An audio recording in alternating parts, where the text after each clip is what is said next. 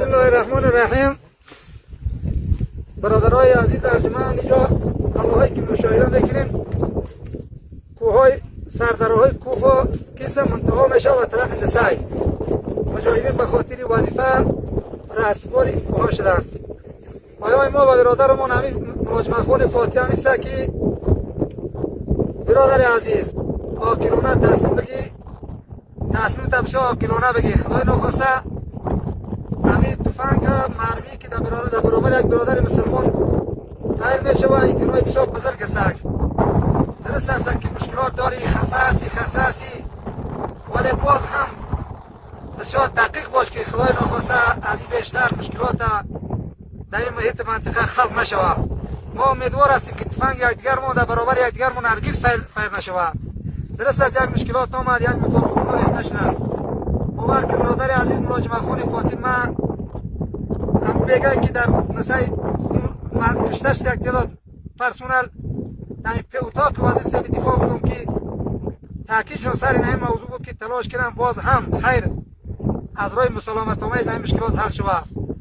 در فیض‌آباد این شکل همیشه بزرگا در نهایت تاکیدشون همیشه تا از دفتر شهر سید تا کابل کل بزرگا این همیشه تاکید دارن که خیر اگر مشکل به وجود آمده است باز هم همین مشکلات از طریق مسالمت آمیز حل شود. از این بیشتر خونی نریزه خون. اگر خونی که بچه های نسای میرده همینا یک بدخشیستن، اگر خونی تر دیگه مردم میده همینا مسلمان هستن. چرا خونی یک مسلمان توسط یک مسلمان بریزه؟ من برادر عزیز من پیام دارم برای برادر عزیز ملاجمه خان فاطمه که خدا در این مورد شما میرن بکنم خونتر میشناسیم. وقتی که اینا دعوت میکنم به تا تضمین میکنم به تا همین انشاءالله ما مطمئن هستم که اینا دیگه تضمینشون خیانت نمیکنن. یک تعداد مردم های لاوباد که میخواهن جنگ شنوار بکنن در اونا رو نشنوی. والله که اونا نه به خیر استگام میزنن، نه به خیر مگم میزنن، نه به خیر دیگه گم میزنن. هر کسی کشته میشه مسلمان کشته میشه. برای ملاجمه خان فاطمه تو از نکرده در این صفحه امارت اسلامی بسیار قربانی کرنگیسی و دقت کسی والله که عزتی تعزیز مکنم بسیار زیاد نمیفهمم. خودم نفهمی که تو رئیس وزرا پشتای ترک از سری تر دست میکشه. تو لگی برنامت افتخار داشتن باز هم مشکل برای همین نمیده. خدای نخواسته که امکانی از این باشه که ما شما پس یک نشویم. این مشکلات در تاریخ اسلام مطالعه که در صف صحابه کرام هم است که صحابه کرام با اشتباهی که دست نگیستن یا منافقین استفاده کردن دیگر در درگیش نگیستن. در میان ما و شما مطمئن است که منافقین بیخی امروز تلاش میکنن که همین جنگ شلوار کنن، لیکن ما از الله میخواهیم که جنگ شلوار نشود، جنگ نشود. و از تو برادر عزیز خواهش ما نمیسته که از امون غرورت برگرد، امون ننگت برگرد. کسایی که تر از نظری منفی بیرن آدم عاقل است، هوشیار است، قربانی کنه دقت کسی به گپ منفی گراها نرو. والله که فریب میکنن. خدای نخواسته وقتی که تفنگا در برابر یکدیگر قرار گرفت وقت با شعله جنگ خاموش کردن بسیار مشکل است.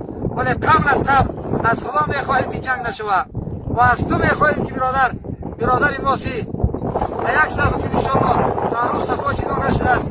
برادر از همین تصمیمت بگرد عاقلانه یک تصمیم بگی که خدای نخواسته همین ملتی کوه را بی همین مردم همین ملت که همین بین همین کوه زندگی میکنن والله که مجبور نباشن اگر همین جای زندگی باشه نشوه. خدای نخواسته که بعد از این میگن وقتی که یک جنگ شد بعد از جنگی است که الواد تقسیم نمیشد به طرف مردم کشته میشود. بعد مشکلاتش برای ملت برای رعیت بسیار زیاد میرسه. اموال رعیت بسیار در مشکلات است. به این کون نام بالا که، به او کور نام بالا که، به این تغیر نام بالا که، به ایماد بالا که همین ملت مردم مجاهد است، مسلمان است در طول جهاد در نهایت کمک کردن برای اسلام. از این باید بیشتر اینها را در تکلیف واقع نکرد. والله العظیم که ما شاهد هستیم کلی بزرگای امارت اسلامی ملی توقعشون و میلشون نمیسه، تلاش جدیشون نمیسه که این همین مشکل از روی مسالمت آمیز حل شود. و این ارتباط میگیره به تو برادر عزیز ملاجمه خان فاطمه. اگر تو تصمیم بگیری مشکل حل است. اگر نگیری خدای نخواسته این منافقین اگر استفاده کنن کار بکنن والله که خون ریخته شود که به هزاران نفر در طرف کشته شود. حکومت است دیگه، حکومت است دیگه. وقتی تصمیم گرفته 1000 نفر کشته شود بعد از تصمیمش نمیگرده. ولی هم تلاش نمیسته ما در پهلوی کلمه شدگی بودیم دیگه. این تصمیم همیست که پیشتر براتون گفتم شما هم تصمیمتون رو بگیرید، تلاش کنید که جنگ نشوه. که جنگ شد دو طرفه مسلمان ها کشته میشوند دیگه. امیدوار هستم که پس یک صف قرار بگیریم و یکدیگر در آغوش بگیریم